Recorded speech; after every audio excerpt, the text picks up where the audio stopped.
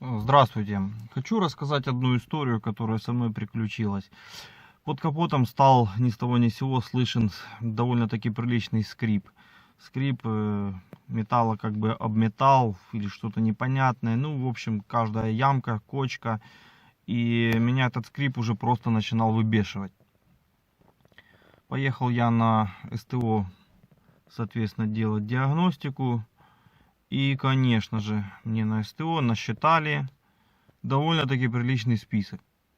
Ну, в частности, правый рулевой наконечник, сайлентблоки передних рычагов 4 штуки, 2 длинных болта на эти рычаги, левая шаровая опора, 2 втулки стабилизатора.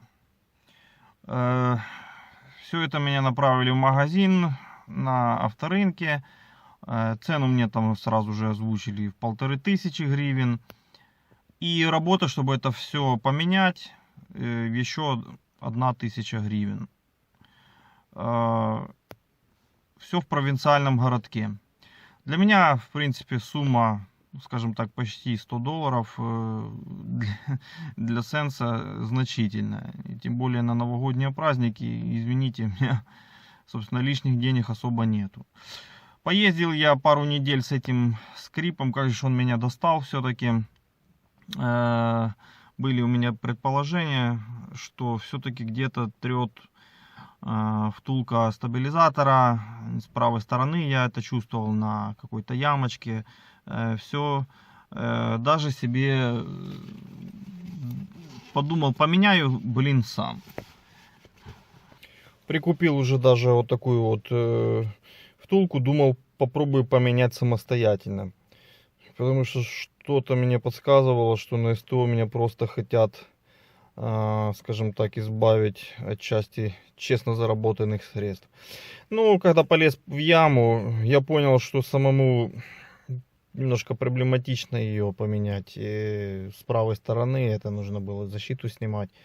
Поехал я на совершенно мне незнакомое другое СТО и сказал: ребят, что вы не можете просто поменять, посмотреть вот эту вот втулочку, скрип уже просто задолбал.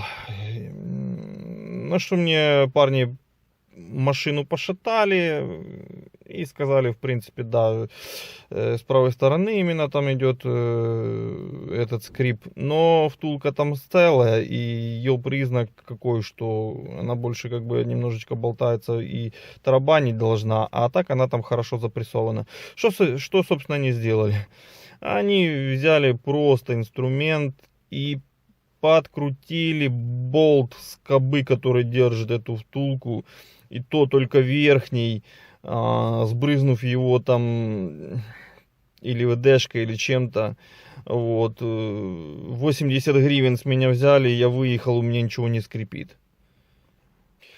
$100 или $3. Разница довольно ощутимая, поэтому мне нравится самому во все вникать. Я не полностью доверяю всем мастерам, даже проверенным. Даже тех, у которых я постоянно обслуживаюсь.